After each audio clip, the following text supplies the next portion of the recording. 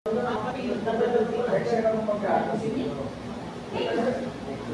Makati Med, vitamin B12 sa akin. Ano yung test? Vitamin B. Mahal sa vitamin B. 5,000. Kaya mahal ka ba? Kulang. Kulang pa lang yan. Ito kasi si Teya, kulang naman sa luto. Hindi ka pa yan. Ito kaya mas sa luto. Si Teya kasi. Ano, pagkatapos na magpaano? Yung mga bawat, hindi niya mahal sa akin. Kasi kumanin sa akin. Hindi pa ready ko talaga. Centrated ka talaga.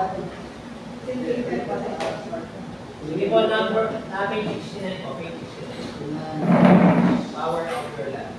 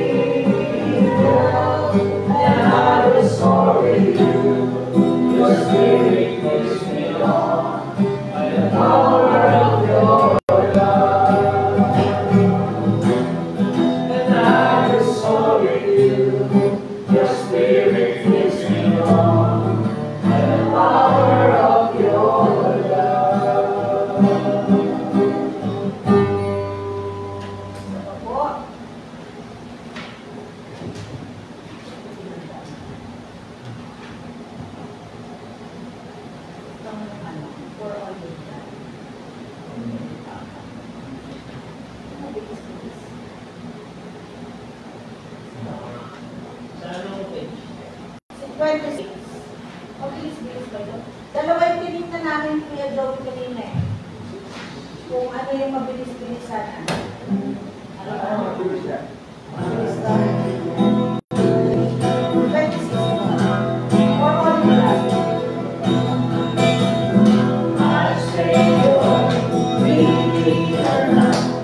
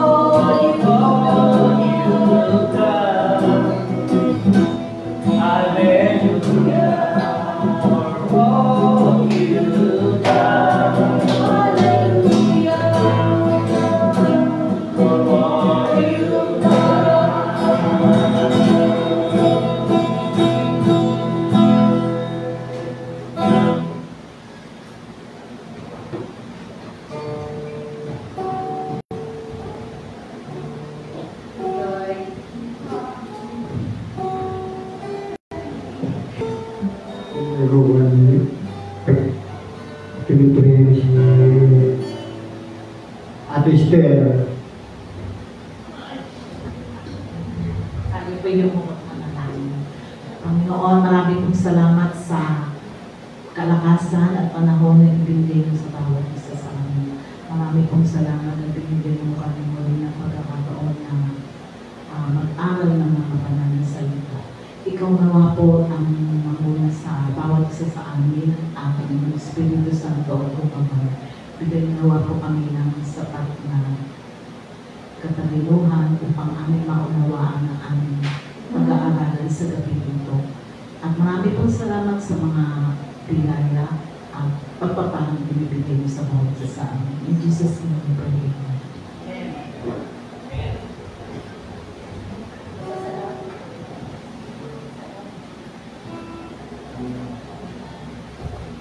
Tayo mag-isa, salamat muna tayo sa Panginoon.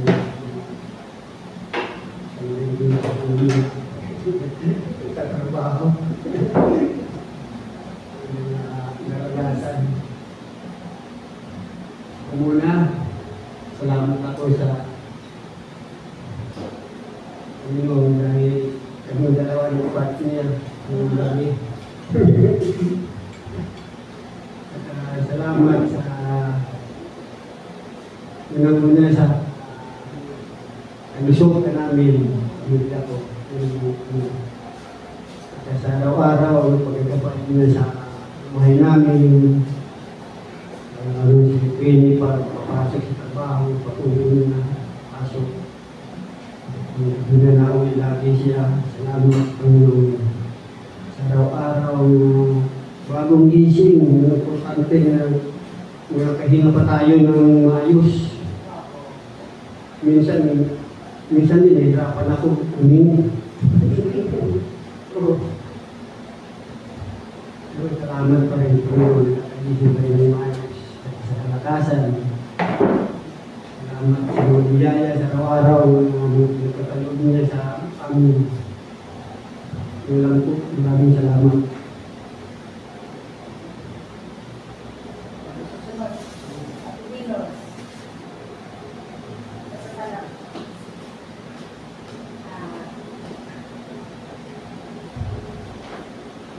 Pasalamat ako ngayong linggo na to dahil karoon ng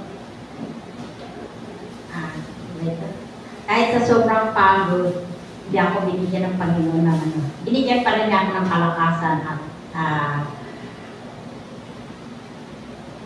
tawag dito, masigla pa rin. At sa araw-araw na yung pag-aalis ko ng madaling araw, uwi ng gabi dahil hanap buhay. Kahit pa paano, nakaka-survive sa pang-araw-araw. Salamat din ako kahit saglit ko lang na sideline, nagtulong na rin. Ako po nagpapasalamat ngayong araw po na ito dahil nakaraos naman po ngayong araw. Wala naman po nangyari. Salamat ako sa Diyos. Nagsipa ako hanggang ngayon. Nagpapasalamat po ako sa buhay.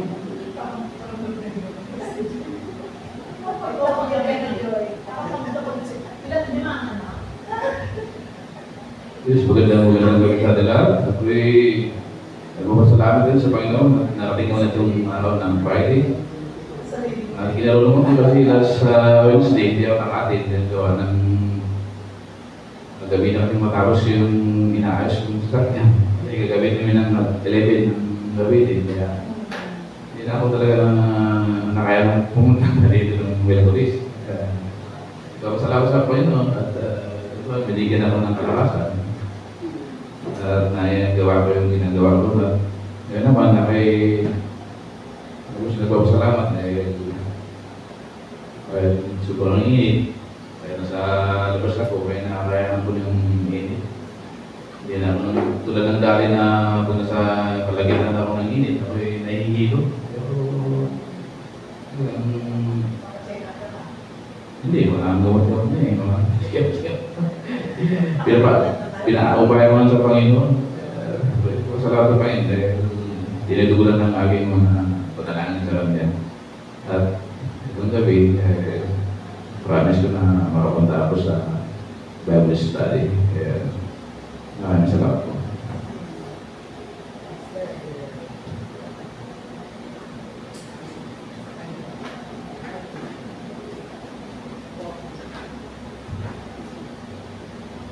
Ako pinagpapasalamat ko yung pang-araw-araw ng buhay namin ng tatay ko. Medyo bumabait na ng konti, parang hindi na siya masyado tigas ulo. Siyempre, dapat malawak ang pag-unawa natin, bilang isang anak. So, nagpapasalamat ako, binibigyan ako ng tiyaga. Sa aming magkakapatid, ako lang pinaka-tiyaga. Nagpapasalamat ako sa patience na binibigyan ako.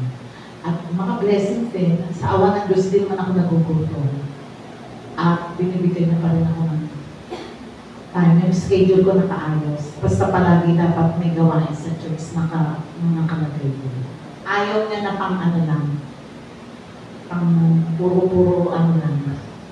So nagpapasalamat, parang ginagawa niya talaga yun pagpapalang sa akin. At saka yung health namin, the whole family. Yun lang po. At patuloy lang tayo tumawag sa kanya. Never give up easily. Thank you, Lord, sa ating lahat, sa pag-iingat niya sa atin. Nakarating tayo dito sa church. Si Esther, malayo pa. Pero nakarating dito, no?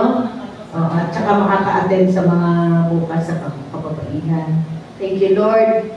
Iningatan tayo sa ating araw-araw na buhay at saka sa biyahe natin. No? Malaking bagay yun. Yun lang po. Salamat, Panginoon, sa buhay sa araw-araw na ispagising sa umaga. Nadala mo na talaga yung pag-asa na ibibigay sa'yo ng Panginoon, yung pagmamahal niya. At yung challenges sa mga nakakaharap din sa araw, inihandakan ka talaga. Salamat sa pagpapala, sa mga biyaya, at sa mga understanding ng mga office mate ko, yung mga immediate supervisor doon. Na yan, pagka nagtatravel ako, pupunta lang ako sa file room, hindi na nila ako istorbo rin. Kasi alam nila na pinapalipas ko yung tremor. Tapos lalapasan ako pagka medyo okay na yung pakiramdam ko. Pero okay lang sa kanila kasi ako naman nilang sitwasyon ko rin. So, salamat sa Panginoon dahil yun, maunawin yung mga office mate ko. At pinapanalangin ko nga na sana ay makomplete ko yung requirements ng GSIS at kung maaari sana magpahintulot at Panginoon ay masigit pa ang service. Magpapasalamat din ako sa biyaya na nagkakalood niya sa buong pamilya, kay Chacha, dahil halos lahat ng pangailangan namin ay sa kanya nagagaling pinapadana ng Panginoon sa kanya, lalo na sa gano'n. Kaya nagpapasalamat ako dahil hindi na kami tinatapayan sa oras ng mga problema, siya lagi ang maalala sa amin. Salamat po.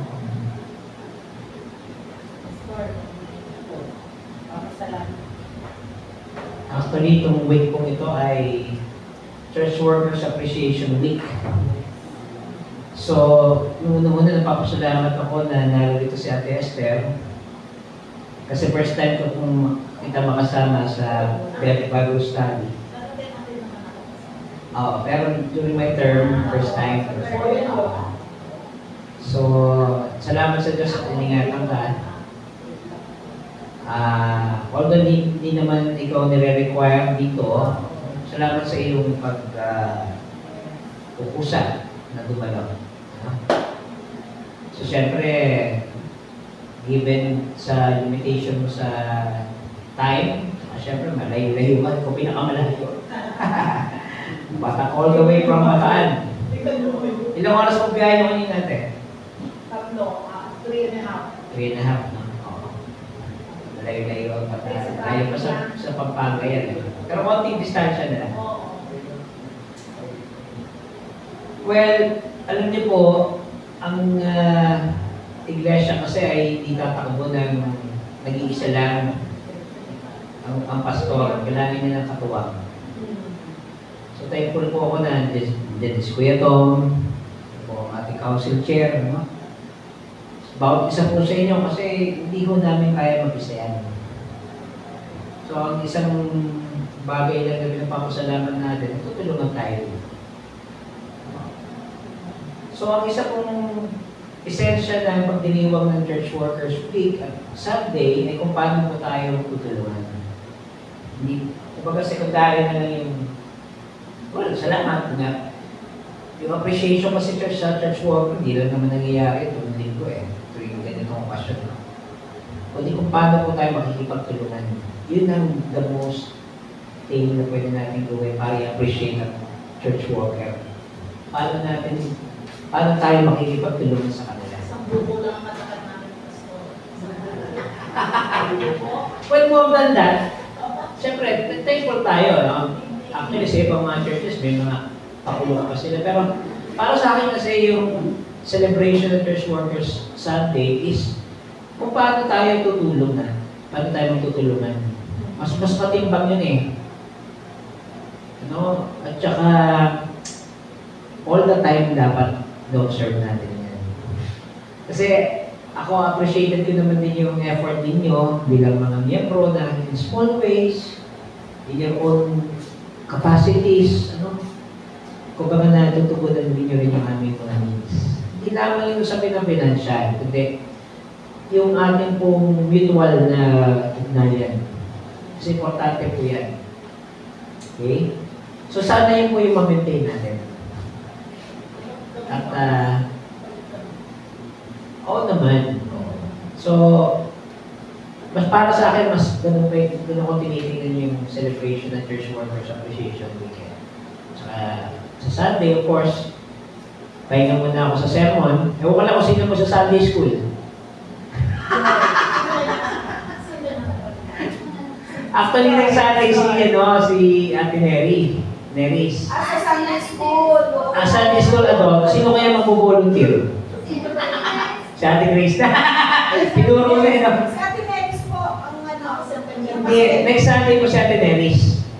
Next Sunday po siya 25. Kasi exchange pattern naman namin eh. So Sunday po, magsasermon si Thea, si Vice Chair Thea. Siya magsasermon. Next Sunday pa siya, si Pastor Grace. So, paano mo? Pwede si Ate Grace sa Sunday. Okay? Adult. Anyway, sabi ko nga po, alam niyo, sa paglilingkod kasi, importante yung communication.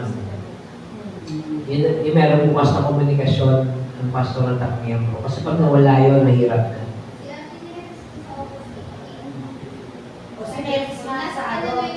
Ay, wala naman 18? Hindi, sabi ko 25 na lang. Kasi wala ako sa 25.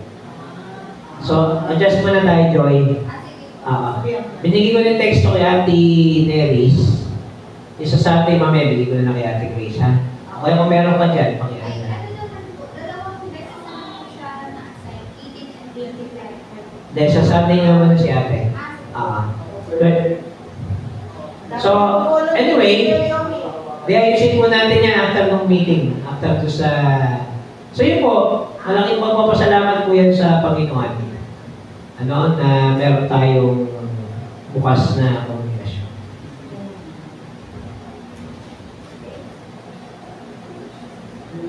si Elder Becca at saka si Myla, baka may ipapasalamat po kayo. Ipapasalamat po ng Sunday. Ay, ako na. Magandang gabi po. Maraming salamat sa ating lahat at tayong lahat ay nakarating ng safe and sound sa ating kapilya na tayo muli ay makapag-aral ulit ng Bible study. Maraming salamat sa Panginoon kahit na sabihin mo tayo ay talagang abala sa araw-araw nating buhay, pero hindi niya tayo pinababayaan. Andiyan yung presensya lagi ng Panginoon Diyos para tayo ay ingatan at tugunan sa lahat ng ating mga pangangailangan at binibigyan tayo ng kalakasan sa araw-araw nating buhay. Salamat sa mga biyayang aming natatamo, sa aming kinakain, sa aming dinadamit sa araw-araw na nanggagaling lahat sa Panginoon. Maraming salamat.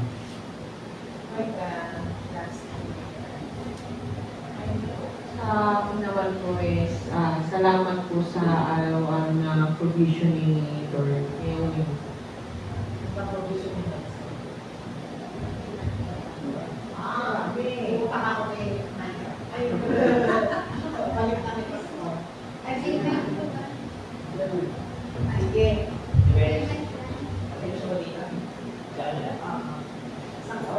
Dito na. Si Ate Inus po ang ating Bible study leader. Ang nasusulat.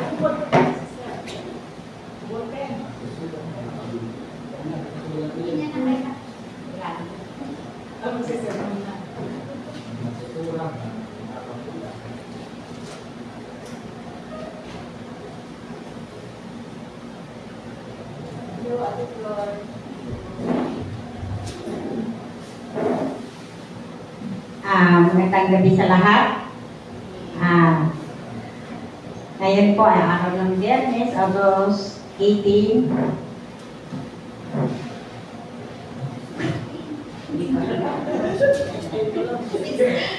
Advance Sorry. Dapat hindi ako ngayon dito. Pero pasalamat ako sa Panginoon dahil natapos ko rin gawin. Biglaan to kasi nasa Zoom meeting ako kanina, bigla yung sinabi, ikaw na. Matutulog sana ako. Kasi yung Zoom namin kanina na yung tutulog. Masakit na sa likod, pero salamat sa Diyos at na matapos din naman. Yes. Ang pamagat ng ating tatalakayan ngayon ay ang mamuhay sa katarungan mula sa Diyos. Ito ay, ang teksto ay natatagpuan sa Unang Hari,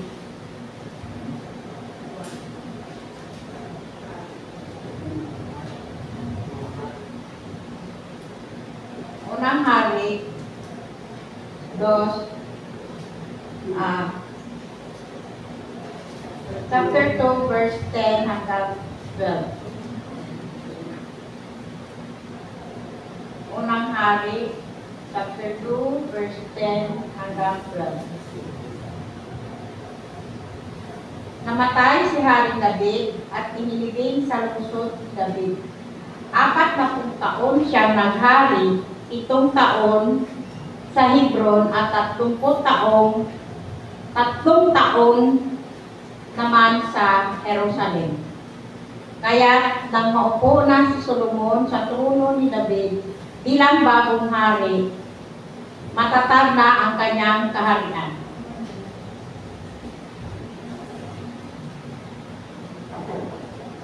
Ang paghari maging hari si Solomon, ang paghiling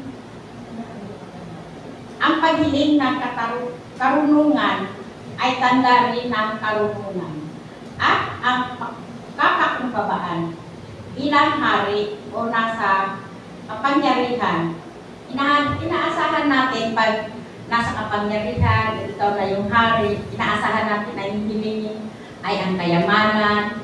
Pero si Hari Solomon ay hindi yun ang hiniling niya. Ang hiniling niya sa Panginoon ay karunungan at kapakumbabaan.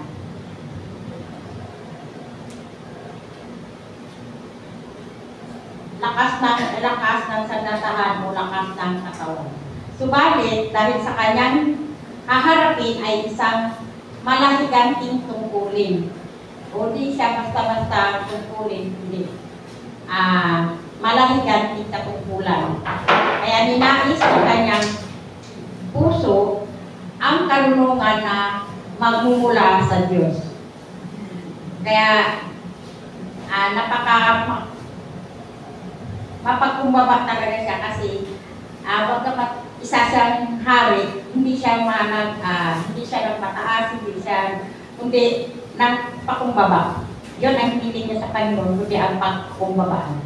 Hindi matatawaran ang Diyos sa buhay ng pananampalataya, buhay paglilingkod at paglalakbay bilang hari ni Haring David.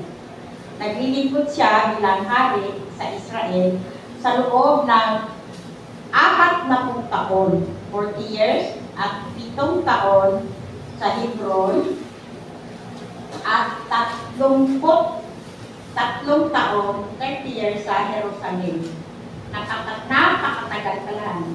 Kaya pa kaya, buhay pa kaya tayo ng ganyan. Tagal. Kapansin-pansin na ang mga bilang na nabanggit ay napakahalaga sa buong kasaysayan ng Israel. Napakahalaga sa kanila yung 3 taon, 4 taon. Napakahalaga dahil ito ay natala sa banal na kasulatan. Kasi dito sinasabi sa banal na kasulatan, 40 taon sa ilang, umulan ng 40 araw at 40 gabi. Nag-ayuno si Jesus sa loob ng 40 araw at 40 gabi sa ilang din. Kaya napakahalaga sa kanila ang numero na ito na for 30 taon. Sa ikapitong araw, matapos likhain ang lahat sa mundo. Kaya yung lahat na bilang na nabanggit dito ay napakahalaga talaga sa kanila dahil ito din ang araw, ay ito din ang makasaysayan gawa ng Panginoon.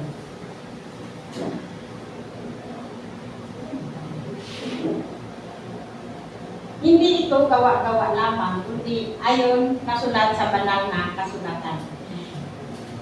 Ilan daw, may katanungan ako nakita dito, ilan daw beses patatawarin ang nagkakasala?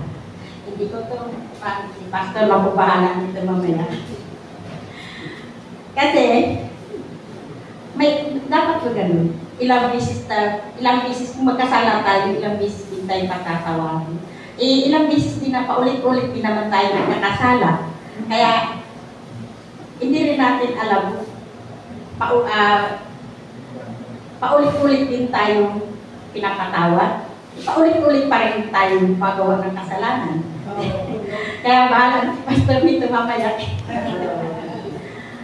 30 taong gulang si Jesus nang nagsimula sa kanyang ministeryo. At ang kanyang ministeryo ay tumagal sa loob ng 3 taon. Kahanga-hanga ang hiniling ni Solomon sa Diyos sa pagsisimula ng kanyang mabigat na tungkulin bilang kasunod na hari ng amang si Haring David. Ang aginaldo na hiniling niya ay ang handog na karunungan upang maisaalang-alang ang laging pagpipili sa tama at maiwaksi ang lahat ng anyo ng kasamaan. Kasi kung tayo nasa katungkulan, di ba, karamihan hindi natin kaya mabutin or mapangmataas na sila kasi ginagamit na nila ang kanilang power. Kaya mahirap hindi nila ginamit ang pangalan ng Panginoon o ang karunungan na galing sa Panginoon. Kasi talagang inaano nila yung power nila. Mas pinapakinggan nila kung ano yung nasusunod nila. Dahil sa paghiling ng karunungan na di inaasahan, ipinagkaloob din ng Diyos ang kayamanan at karangalan kay Solomon. Ayon sa verse 12, ang handog na mahabang buhay ay nakabatay sa pagsunod ni Haring Solomon sa kautusan at kalooban ng Diyos.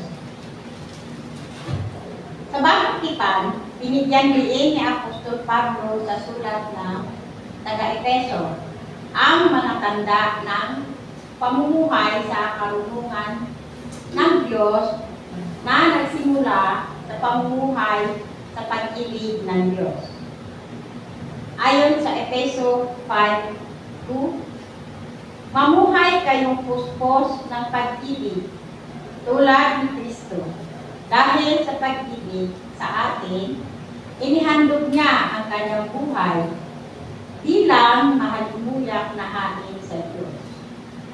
Ano ang ibig sabihin nito? Dito may limang sinasabi. Samantalahin ang panahon. Pangalawa, huwag maging mangmang at unawain ang kalooban ng Diyos. Pangatlo, huwag magsipaglasing na ugat ng kaguluhan. Pang-apat, umawit sa Diyos ng buong puso.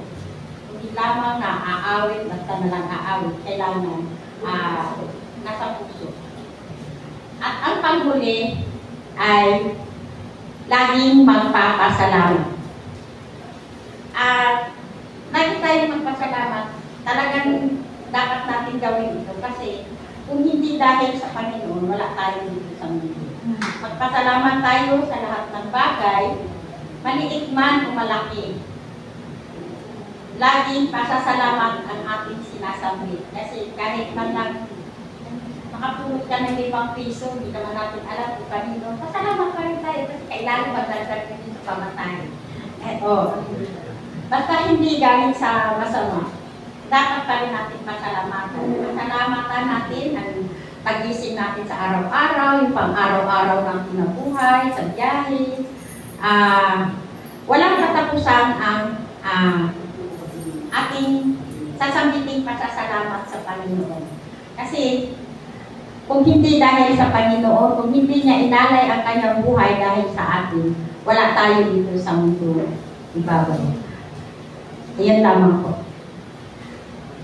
Kung may karagdagan kayo, o kaya kay Pastor. Thank you, Ate Venus. LM Venus. LM ka naman talaga eh. So yung unang tanong, ipapato ko rin muna sa nila. Kasi yung may tanong kayo, di ba? Ano po yung unang tanong? Ilang beses dapat magpatawad? Tama po ba? Ay, yun yung unang tanong. Ilan daw beses patatawarin ang nagkakasala? Okay, tama. Ilang beses daw natin patatawarin ang kasala sa atin. O sige po, babato ko sa atin. Para sa inyong palagay mga kapatid, ilang beses po tayo dapat magpatawad? Peter. Sa akin, itong vision. Sige pa doon.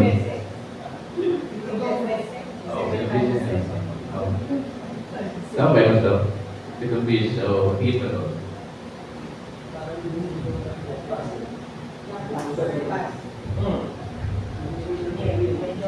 Ang napatanda ko kasi dyan, usapan ngayon ni San Pedro, ni Apostle Peter at saka si Jesus. Parang tinatanong niya, Panginoon, ilang beses ba dapat patawarin ng kapwa ng kasala sa iyo? Una, sabi niya, 7 beses ba patawarin? Kung parang may dinagdag pa ng labing, parang naman, labing. Baka kung gano'n nga, libo. Gano'n din naman, papatawarin. Ibig sabihin ko, walang hanggan ng kasalanan. Dapat gano'n din ang pagkapatawad mo, walang hanggan. Sa lahat. Ngayon, pero tingnan mo muna sarili mo, baka ikaw na nagkakasala. Diba yung, kasi baka masyado ka na rin understanding, sa halip na itinutubig mo yung mali, baka ang tawag dito, inaabuso naman ng nagagawa na. Kasi ang gasolin ko kita, kung ginawa mo sa akin, gilalusot ba? Diba? Kung nagagawa mo sa akin ng ganyan, parang katulad yan ng ano eh. Halimbawa, kaibigan kayo, gano'n. Halimbawa, yung mabait yung halimbawa, yung amo mo, mas mabait sa'yo. Ay, parang nasa Bible din naman yan eh, di ba? Yung slave na hindi na gano'n, na may utang sa amo niya, tapos pinatawad siya ng amo niya, tapos binigyan pa siya ng pera. Pero yung slave na yun, hindi siya nagano sa mga nangungutang sa kanya, hindi ko pinatawad, pinakain pa niya sa hayop, hindi ko matandaan yun. Kasi gano'n, kaya ginawa ng amo niya, pinapatay siya. Sabi ko naman, okay na sana, napatawad siya na, binigyan siya ng kasagutan sa problema, dahil hindi nga siya nakabayad. Pinatay na siya ng amo niya dahil sa halip na tularan niya, yung ginawa ng amo niya, ay mali ang kanya. Kasi, ano yan eh, yung act of goodwill, ano? Pero dahil hindi gano'n na pinakita ng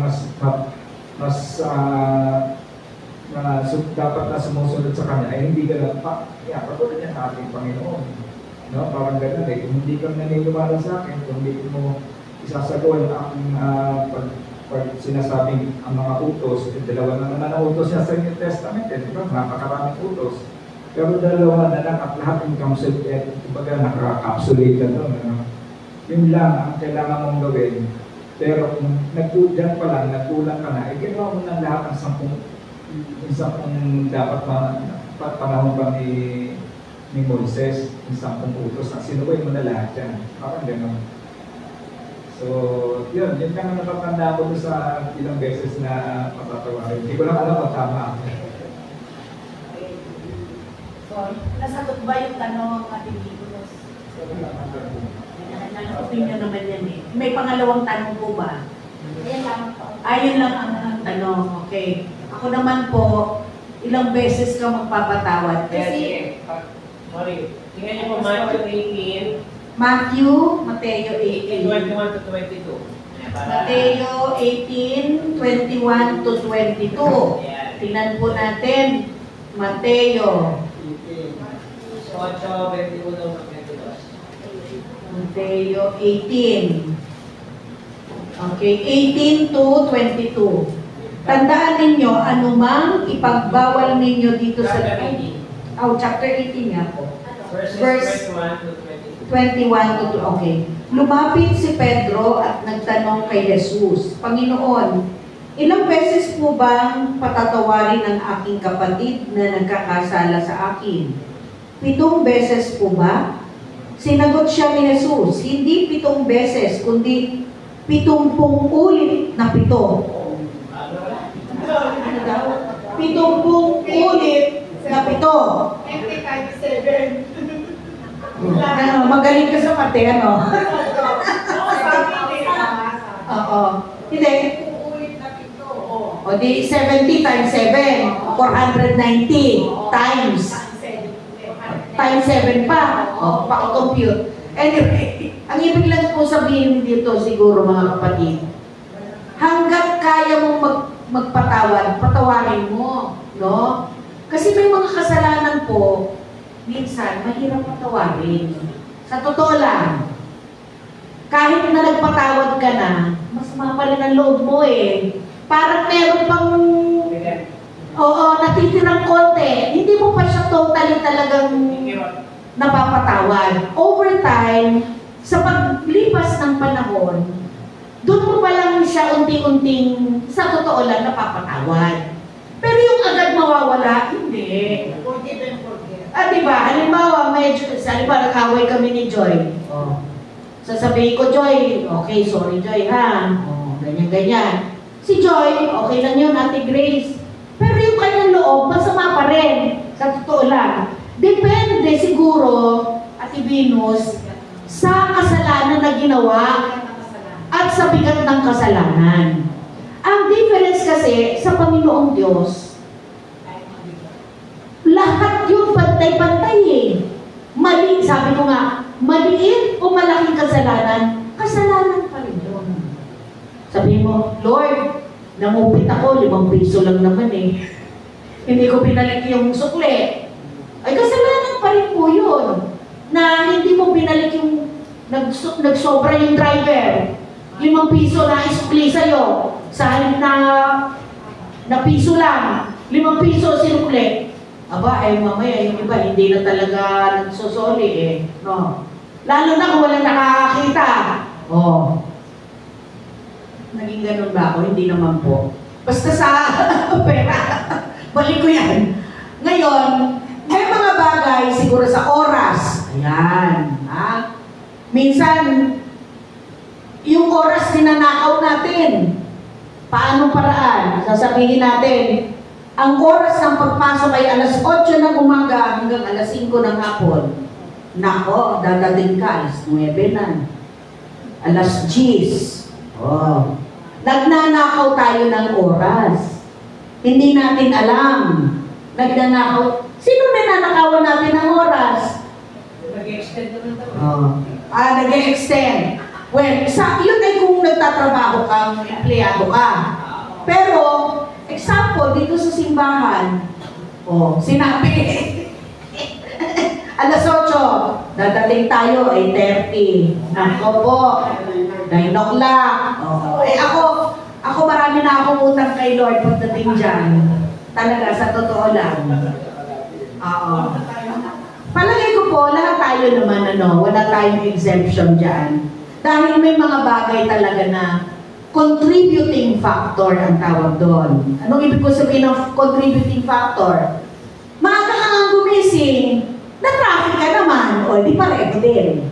Maaga ka pumalis, hindi mo kasalanan yon. Kasalanan mo dahil hindi mo kontrolado ang sitwasyon. Ganun yon. Ano pang mga circumstantial na excuse? Hindi nakapasok kasi bumaha. Kasalanan mo ba yun? Hindi mo kasalanan yun. Hindi ka makatawid eh. Para makapasok ka sa opisina, ay baha dun sa lugar nyo. O, circumstantial. Ibig sabihin, dahil sa circumstansya, hindi mo natupad yung iyong tungkulin. Ganon. Kaya, ang Panginoong Diyos, siguro, dahil binanggit ito at Venus na 70 ulit. Ha? Kasi, ang kanyang pag-unawa sa ating walang katapusan. Ang tao lang ang may hangganan eh. Pero ang Panginoong Diyos, walang katapusan ng kanyang pag-unawa. Paulit-ulit niya tayo inuunawa. Kaya, mahiya na ba tayo? Huwag natin abusuhin ang Panginoon, no? Na por pinapatawad tayo, gagawa na naman tayo ulit. Iba yun. Anyway, ang atin dito, tulungan tayo ng Panginoon na huwag nang maulit ang mga kahinaan. Diba? Ganun po yun. Okay, Pastor. Actually, sinasabi mong baha, papasok actually may kasalanan ng gobyerno. Ganon, di ba? Yung mga estudyante nasa eskwela, sasabihin, wala na klase. Hindi na galit yung mga magulang. Anyway, sige, kung ano na yung factor. Pero siguro ang isang nakita ko rin dito, yung huwag tayong mamili o magdalawang isip na lumapit sa ating mga kapatid na Kristiyano. Kasi din, lalakas ang loob natin. Kung ano ang tamang paninindigan natin, pagkilos natin, kung kailangan natin baguhin ang sarili natin. Sa pamamagitan din, ang kapwa natin Kristiyano. Kasi iba rin yung alam mo yung pag nasa gitna ka ng kadiliman. Halos hindi ka makakita ng liwanag. Pero kung nandiyan yung mga kapatid mong Kristiyano, sila magtutulong sa'yo para makita mo yung tamang landas patungo sa sinasabi ng light at the end of the tunnel. Kasi hindi mo kakayanin mag-isa dahil matagal na natin sinasabi tayo hindi yung tayo tao lang, no? Mali nga yun. Tayo ay ginawang malinis, hindi ginawa ng Diyos na malinis, pero tayo lang ang nagmadumi. Kasi yun yung isipan na natin. Kaya pag tayo naguguluhan, hindi ang Diyos may gawa na, ikaw may gawa na. Dahil sa ang pinairan mo ay yung masarili mong lupang katawan, lupang kaisipan. Kaya mga katulong dyan, yung mga kapatid mo na Kristiyano, lalo na ang pastor, na talagang magbibigay. Kaya ang spiritual leader ang pastor eh. Kasi yung spiritual na pinapabayaan mo habang ikaw'y nabubuhay, yung pastor ang magpapalalim dyan, magpapadami. Kung nakakalimot ka na kasi baka natutulog na naman tayo kaya batadan, ang unang binubusog natin yung physical, wala tayong spiritual. So ako sa ating mga Christian brothers and sisters, lalo na yung pastor natin, para siya mag-lead sa atin sa kalayaan mo. Okay. Pastor, may natagdag po kayo. Palagi ko kung bakit po na-raise yung tanong na yan. Kasi doon po sa nangyari kay Haring David. Naalala niyo po, nagkasala si David eh. Naalala niyo yung mortal sin niya? Na-attract siya kay Bathsheba. At the same time, pinapatay niya yung asawa. Kasama si Bathsheba, yung aking ano niya. Si Urias, yung leader ng army niya. So, ginawa niya rin David, pinain niya sa gera si Urias para mamatay. Sinadya niya yun para maangking niya si Bathsheba. Okay? So, doon pa lang, nakita natin kung paano naging mahina si David, no? Si Haring David sa kanyang leadership. Bagaman siya po ay kinilala ng bayang Israel kasi siya po nakatalo kay Goliath. Bali mo, isang pastol, isang batang pastol, pero warrior siya, no? In the sense, pero nagkaroon siya ng lamat sa kanyang pamumuno. So ito ang nireflex mga kapatid na sa mga hinirang ng Diyos, sa mga tinawag ng Panginoon, meron talagang makikita kang mga loopholes. No? Name it, lahat po ng mga naging great leaders ng Bible. No? May mga naging kakulangan sa harap ng Panginoon.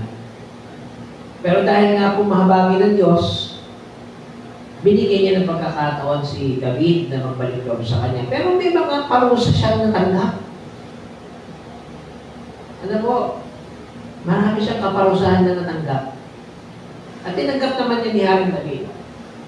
Kasi aminado naman siya sa kanyang pagkakasala. No? Pero yung pagkakasila naman ni Solomon ay isa ring biyaya para sa kanila. Dahil nangarap po si Haring David na manitayo yung templo ng Diyos, pero hindi yun nangyari sa time niya. Kundi pinagpatuloy yun ng kanyang anak na si Solomon. Na eventually naging hari rin at naging great leader. Anong pala niya si Solomon? Yes. Opo. And remember mga kapatid, sa lineage ng ating Panginoong Jesus, galing siya sa halipin ni Haring David. Okay, during Advent and Christmas season, binabalikan natin yun eh. Kung naalala ninyo, no? Yung lipi ng ating Panginoong Jesus, siya ay anak ni ganito, ako ni ganito, ganyan. At ano yun doon? Babalikin doon sa lipi ni Haring David. Ano po yung ano nun? Esensya nun, na si Haring David, bagaman siya po ay nagkasala, nagkamali sa harap ng Diyos, siya po ay tinubos. No? At binigyan ng pagkakataon ng Diyos na maglingkod uli sa Kanya. Okay?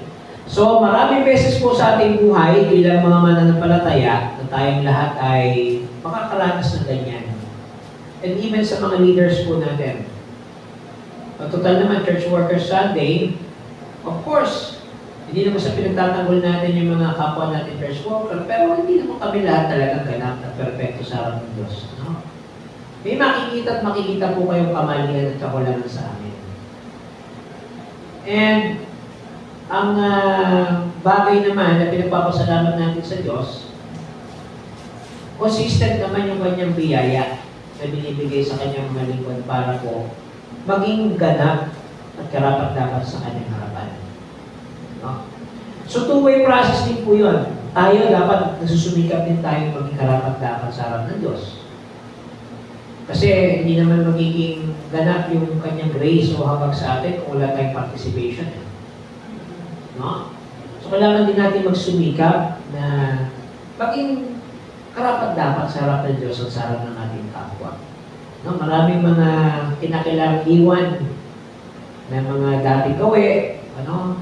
So, tuloy-tuloy lang po na pagbububog sa harapan ng ating Panginoon. So, tama po yung sinabi ng kapatid na Joey, kailangan natin mag-alala yan. Yun naman yung esensya nun eh. Kailangan natin magtulungan, mag-alala yan sa isa't isa. Okay? So, palagi ko, yung tanong na yan, general po yan, para sa lahat. At para din sa dunya, kung bakit po sumulpot yung ganang tanong dahil yung halimbawa po natin, si Haring David, talaga nagkulang at nagkasala siya sa harap ng Panginoon, pero ni-restore siya ng Diyos. No? At biniyayaan pa siya ng masigit pa sa kanyang ina-expect. Okay? So, nang gusto ng Panginoon, magkaroon tayo na mapagkumbabang kalooban. Nagkasala naman tayo, mayabang pa tayo. At tumatanggi pa tayo. Gusto niya, ibaba natin sarili natin sa Kanya. No? Todo dinay pa tayo. Hindi naman tayo makakapag-dinay sa harap ng Diyos eh. No? And given, sa ating mga kapatid, alisin din natin paminsan yung sarili nating pamantayan na masyadong mataas. Okay? Kasi ang inyong tendency po niyan, hindi mo na nakikita yung sarili mo. Ay, may kakulangan din pala ako sa harap ng Diyos, sa harap ng aking kapwa. No? So, bilang Kristyano, bawal ang ano mo? Judgmental. Hindi na kayo nanonood na gano'n. O, yan na. Oo. Bawal ang judgmental. Okay? O baka may dagdag pa si Ate Esther. Ito, ngayon lang mulitan na mga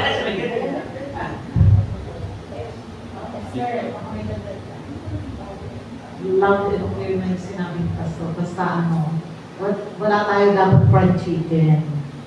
No, Ate Sophie. Kung ano ang mga naibibigay natin sa church, dapat alam ni Lord John, nakikita ni Lord John, hindi na dapat sinasabi o ano ba tawag doon? Yung broadcast. Oo, broadcast. Basta alam ni Lord what is inside of us. Yung faith natin. So, humility talaga. Sabi ni Pastor yun. Sige. Yun lang. Ako na din. At minus, baka gusto mo lang umupo. Mga ngalay kita. Upo ka na muna. Upo ka na sa layon. Kasi, ang sinasabi ko, halimbawa, meron kang mga bagay na madali mong mapatawad yung tao. Depende kasi sa kasalanan sa totoo lang. No? Pero, kaya nga tayo sa ating bansa, o sa ibang bansa, meron tayong batas na sinusunod. No? At yan, pagka nagkamali ka sa batas, may karapatang parusa, yung nagtakaw ka. Diba? Sa penal code, attorney, kalagay doon, ilang taon pag nagnakaw? 5 taon. Di ba? Mga ganon. Halimbawa, nakabangga ka ng sasakyan, meron din yung penalty. Halimbawa, yung mabigat talaga yung Kuya Tomas, huwag naman, murder. Huwag naman. Ay talagang depende sa kasalanan. In other words, sinasabi ko po, buhay din ang pakayaran. Ang batas ng tao, meron kang kaparusahan. Yun ang point ko. Nagnakaw ka, ito parusa mo. Sumuway ka nag-jaywalking ka, kulong ka ng 10 araw, kunwari, at may seminar ka pa. Ito tama-tama. Ewan ko ba naman tayo mga Pilipino talaga, Ang laki-laki na, bawal tumawid. Ang laki-laki na nakalagay na karato na, bawal tumawid, nakakamatay. Pero tatawid. Tatawid pa rin. Kasi gusto natin yung shortcut. Gusto natin yung madali. Yung hindi na tayo nahihirapan. Kaya, i-risk mo na Lalo na pag nagmamadali ka, iikot ka pa sa ganon. Sa Metro Point daw, sabi ni Kuya Tomas. Hindi. Tinuruan nga tayo, may nilagyan tayo ng tawag doon sa ganon, yung tulay sa taas. Para safe. Wala naman gustong umakyat at napapagod na. Gusto doon sa shortcut. Naghaharurot ang gulo sa... Bawal tumawid, ang laki-laki. Nakakamatay. Tatawid pa rin. Salamat. Pero mga kapatid, ang punto natin, may mga tao pa rin na matigas ang ulo, hindi nasunod. At yung kagustuhan pa rin natin ang gusto natin. Ngayon, binigyan tayo ng Panginoong Diyos na pumili at magdesisyon. Hindi naman inaano Ikaw pa rin ang magdedesisyon Choice mo pa rin yan. Saka mo na ma-realize, pag may nangyari, Pastor, na hindi maganda sa buhay mo, doon ka pa. Kaya yung matatanda, natuto ka na ba? Di ba paulit-ulit, natuto ka na ba? Sa kasalanan o sa nangyari sa'yo, natuto ka na ba? Di ba ang mga magulang natin, ngayon magiging nanay ka na,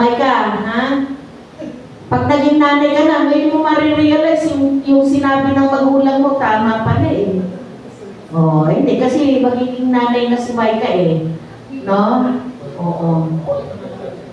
Hindi, ibig ko sabihin.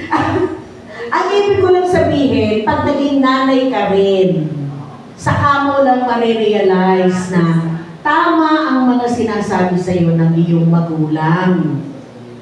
At yun din ang sasabihin mo sa iyong anak. Diba? Pero alam mo, kahit na matagal na ang sermon sa iyo ng magulang mo, matigas pa rin ang ulo Hindi. Hindi. Ina-affirm ko lang na ganun ako. Di ba, Kuya Joey? Ang ibig ko sabihin, in other words, matuto po tayo sa ating karanasan. At yung mga batas, yun ang tumutulong sa atin to remind us na may kalalagyan ka. Ha? May kalalagyan ka pag nagkamali ka sa batas at lalo tigit sa Diyos. Dahil dadating ang panahon ng paghuhukom, Judgment Day. Yun ang doon, malupit mga kapatid, ha? Yung Judgment Day. Lagi kong binabasa sa Bible yun at saka pag nanonood ako ng sa YouTube. Yung pag namatay ka, anong mangyayari sa'yo? Diba? Yung pala, yung mga patay, pastor, bubuhayin muli ng Panginoon. At saka lang niya i-judge. Ihiwalay niya yung mga masasama at yung mga ligtas. Ganon. Yung rapture, Joy, na sinasabi. At muling bubuhayin niya yung ating katawan. Kaya sabi ng tatay ko, who is also a pastor, sabi niya magkakakilala pa rin tayo doon. Yun nga lang, wala nang feelings na, ito asawa ko.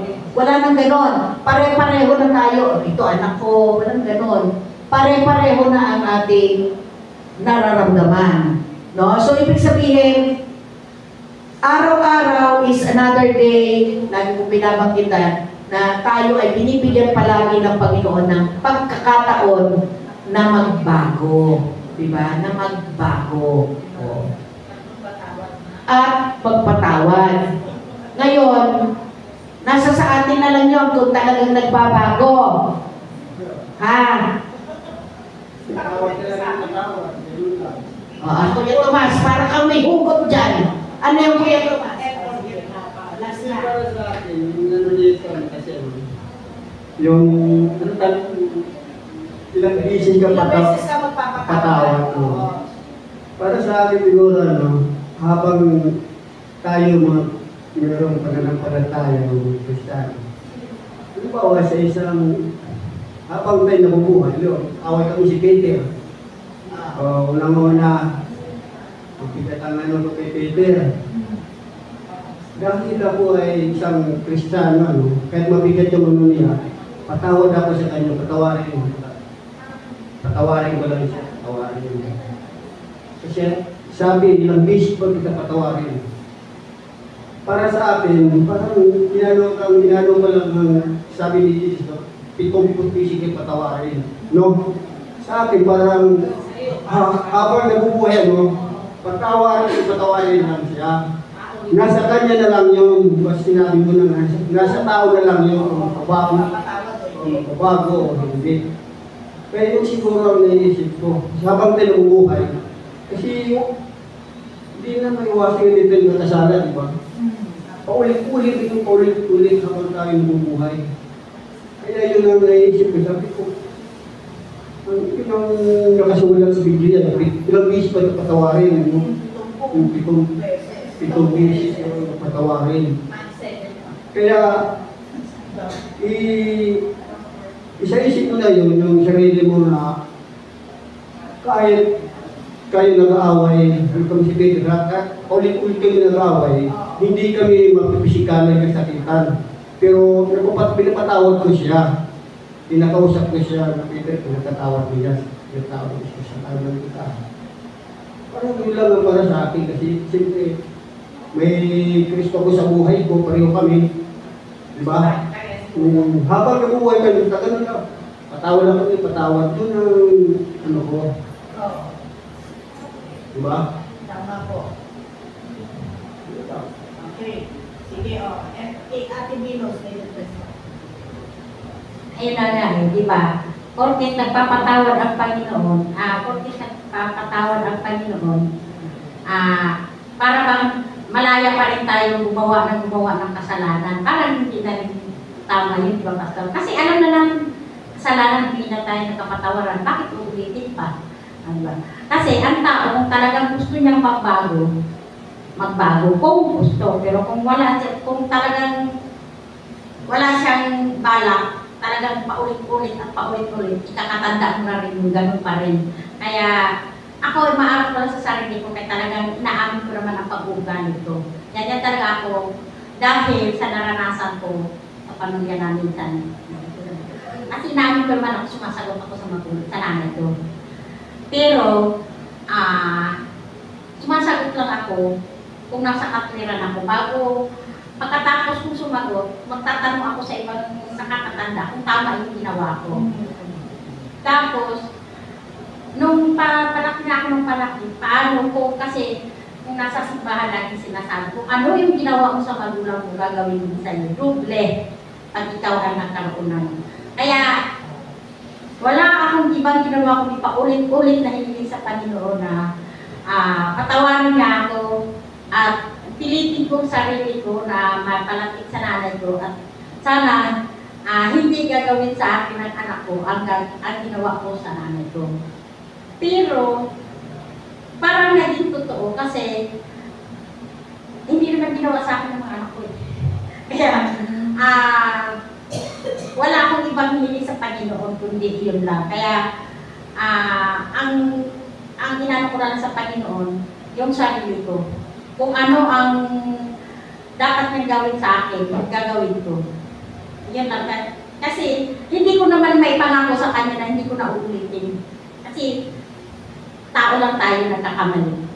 Kaya, minsan, maisip mo, talagang, di mo masabi pa rin na, mali din yung sinasabi na, ganyan na talaga yan, hindi na magbago.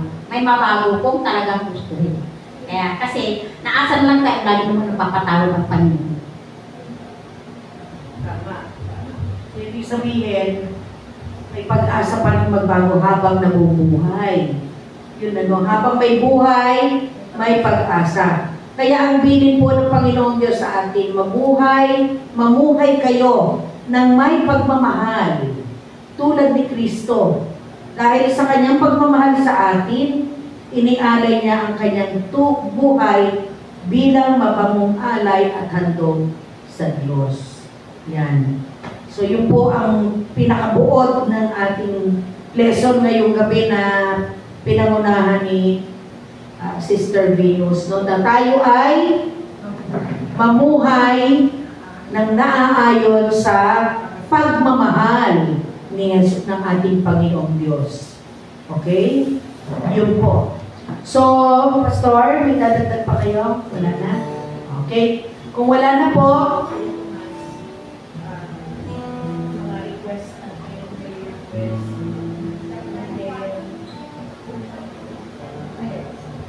Ano lang? Complete closing prayer.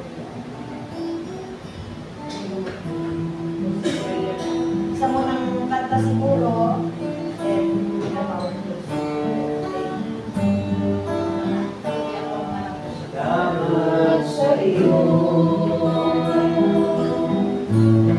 aking Panginoon Jesus. Ako'y ibig mo at inangkin mo. Napakaraming maraming sa aking Ama.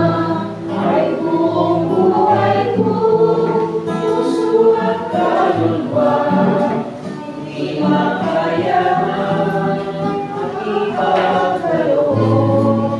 Mamahalin niya, itong Ginoo, ang tanging dalangin mo, Diyos ay tanggapin, ang tanging alay ko.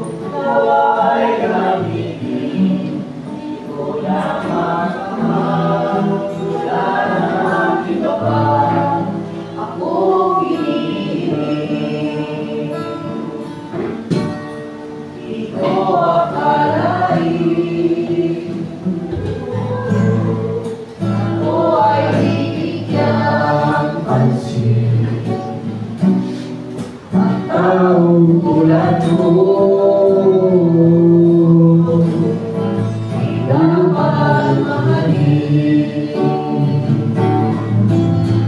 Ang tanging alay ko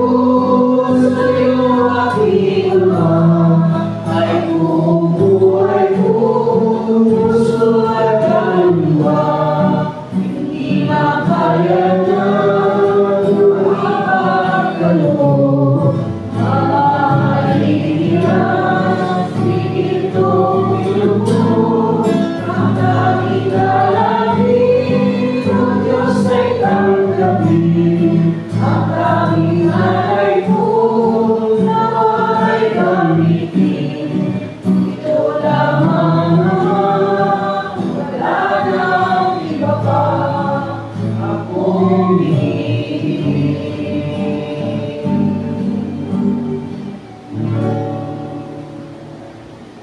Tayo pa lang. Panginoon, maraming salamat po sa gabi nito na kami po ay nandito na panatawag sa mga salita. Salamat ng Diyos sa aming pinagbulan-bulayan ng mga salita mo, Panginoon. Sa bawat isa, Panginoon, na namin narinig, ilang bisis po patawarin ng mga kasalanan, Panginoon.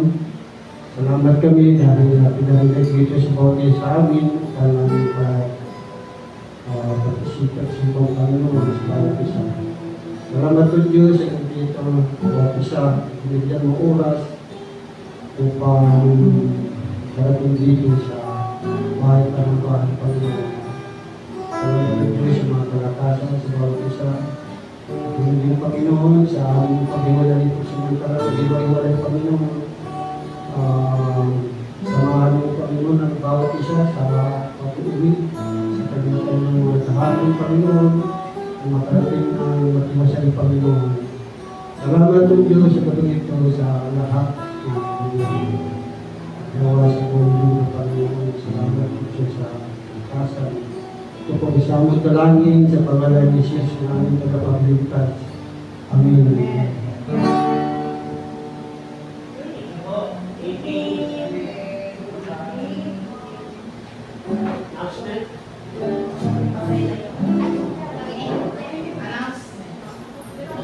Announcement. While practice out. Ang mga kawalingan bukas. Tapos, while practice. While practice. Ano oras ang while practice natin? Alas 5.